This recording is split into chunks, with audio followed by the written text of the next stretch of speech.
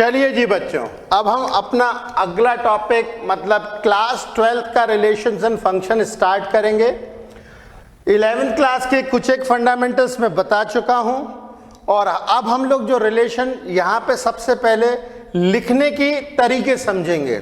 Okay, तो हम लोग रिलेशन लिखते कैसे, जैसे मैंने बताया था कि जब भी हम लोग रिलेशन देखेंगे दो सेट के बीच में रिलेशनशिप देखी जाती है, दो सेट के बीच में रिलेशनशिप देखी जाती है और इसको लिखने का तरीका क्या होगा, रिलेशन को लिखने का तरीका कुछ इस तरीके से होगा।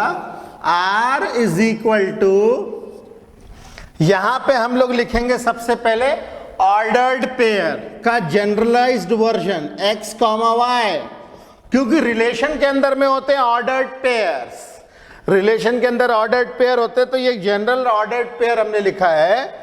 फिर इसके बाद की जाती है इसकी एड्रेसिंग।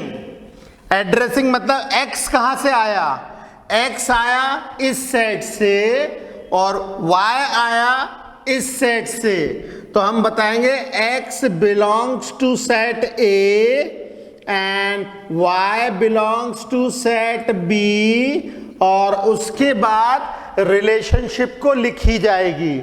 जैसे रिलेशनशिप की, खैर यहां तो कोई पर्टिकुलर डेफिनेशन नहीं है, यहां हम लोग डेफिनेशन करेंगे रिलेशन का, रिलेशन का definition, definition of relation.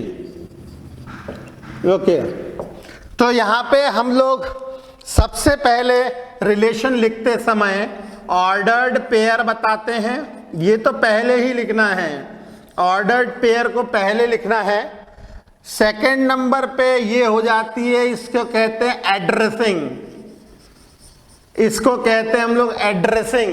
Addressing मतलब कहां कहां से ये एलिमेंट्स आए हैं, x a को बिलोंग कर रहा है, y b को बिलोंग कर रहा है, और फिर ये फंक्शन की डेफिनेशन।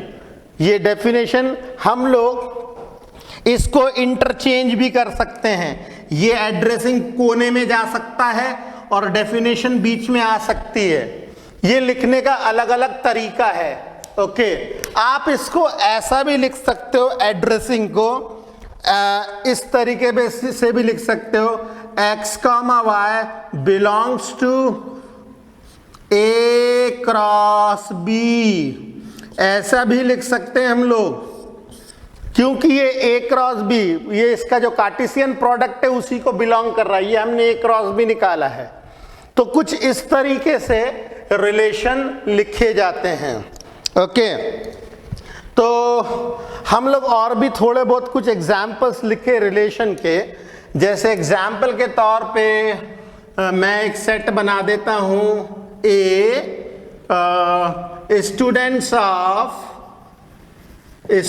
ऑफ क्लास 12th और B सेट बना देता हूं स्टूडेंट्स ऑफ क्लास 10th, और फिर मैं एक रिलेशन बनाता हूं A और B के बीच में, रिलेशन बनाता हूं मैं A और B के बीच में, और इस रिलेशन को कुछ ऐसे डिफाइन करता हूं, x, y such that x belongs to A and y belongs to B, and the relation here is x is the sister of y। ये मैंने दो क्लास के बच्चे ले लिए, तो इस रिलेशन में 12th क्लास के जो भी बच्चा होगा वो 10th क्लास के बच्चे की सिस्टर होगी। अब ये बहन बहन भी हो सकते हैं और बहन भाई भी हो सकते हैं, ठीक है। तो ये एक मैंने जनरल रिलेशन बनाया है। हम लोग चूंकि मैथमेटिकल रिलेशंस को फॉलो करेंगे तो हम लोगों के इसमें यहाँ पे कोई ना कोई मैथमेटिकल इक्वेशंस आ सकती है, जैसे x is equal to y plus 2 या x minus y is equal to 6, x plus y is equal to 10, it's like that. तो ये कुछ इस तरीके से रिलेशन हम लोग लिखते हैं। अब जब भी हम लोग रिलेशन को लिखेंगे तो रिलेशन के कुछ टाइप्स होते हैं, तो हम लोग इसमें पढ़ते हैं types of relation. Types of relation, types of relation में सबसे पहला रिलेशन होता है empty relation. Empty relation, empty relation एक ऐसा रिलेशन होता है जिसमें आप रिलेशन तो बना देते हो मगर उस रिलेशन को सेटिस्फाई करने वाला कोई भी ऑर्डर्ड पेयर आपको नहीं मिलता है। क्या बोला मैंने बोला आपने रिलेशन तो बना दिया है मगर उस रिलेशन को सेटिस्फाई करने वाला कोई भी ऑर्डर्ड पेयर आपको नहीं मिलेगा। जैसे एग्जाम्पल के तौर पे मैं एक रिलेशन बनाता हूं। अब उस रिलेशन में मैंने एक सेट बनाया a students of boys school, students of boys school.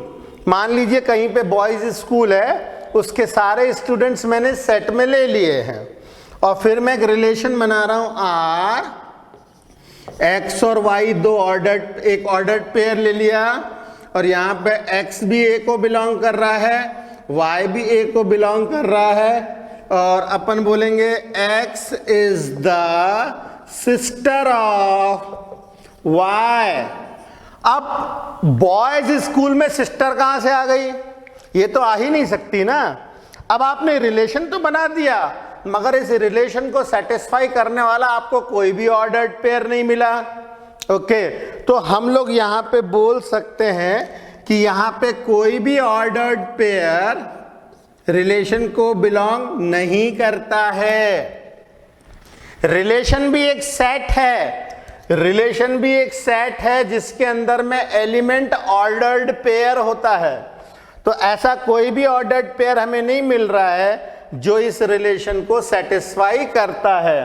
तो ये जो रिलेशन हम लोगों को मिलेगा एक एम्प्टी रिलेशन मिलेगा और एम्प्टी रिलेशन को हम लोग ऐसे भी रिप्रेजेंट कर सकते हैं, केवल आप कर्ली ब्रेसेस बना दो, अंदर कोई भी ऑर्डर्ड पेयर नहीं रहेगा। ठीक है, तो ये हो गया हमारा एम्प्टी रिलेशन। एम्प्टी रिलेशन ऐसा होता है। अब दूसरे टाइप का रिलेशन हम लोग पढ़ते हैं जिसके अंदर हम लोग पढ़ेंगे universal relation. Universal relation, universal relation जो होते हैं वो ऐसे रिलेशन होते हैं जिसमें आप किसी भी एलिमेंट का किसी भी दूसरे एलिमेंट के साथ रिलेशन देखोगे तो वो सेटिस्फाई करेगा।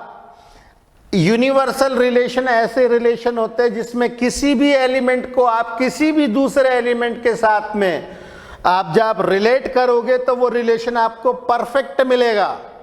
ठीक है, तो मैं एक ऐसा एग्जाम्पल बताता हूं इसी सेट के ऊपर, इसी सेट के ऊपर एग्जाम्पल बताता हूं। रिलेशन में लिखता हूं x comma y such that x belongs to a and y belongs to a and the relation is sum of height of x and y is less than 6 metre. अब देखिए लंबे से लंबा बच्चा भी 2 मीटर का होता है, 2 मीटर का बच्चा भी 6.5 फुट का होता है। मतलब आप अपने स्कूल में कोई भी ऐसे 2 बच्चे उठा लो, लंबे से लंबे बच्चे उठा लो, लंबे से लंबे बच्चे भी उठाओगे तो उसकी हाइट 2 मीटर से ज्यादा नहीं होने वाली। 2 मीटर भी बहुत होती है, 2 मीटर से ज्यादा मिलने वाली है नहीं। अब आप बोल रहे हो कि सम ऑफ हाइट, दोनों बच्चों की सम ऑफ हाइट 6 मीटर से कम हो। भाई 3 मीटर का तो कोई इस संसार में इंसान पैदा नहीं हुआ है, तो 2 मीटर से ज्यादा जब बच्चा ही नहीं है तो दोनों का सम 6 मीटर से तो कम ही आएगा ना। अब यहाँ पे आप कोई से भी 2 बच्चे उठा लोगे ना तो उन 2 बच्चों की हाइट का सम 6 मीटर से तो कम ही मिलेगा। ओके, तो ऐसी सिचुएशन में आप किसी भी 2 बच्चों को ले लोगे, ऑर्डर्ड पेयर किसी भी 2 बच्चों का बनाओगे तो वो इस सिचुएशन को, इस कंडीशन को, इस रिलेशन को 100% सेटिस्फाई करेगा। ऐसे रिलेशन होते हैं यूनिवर्सल रिलेशन।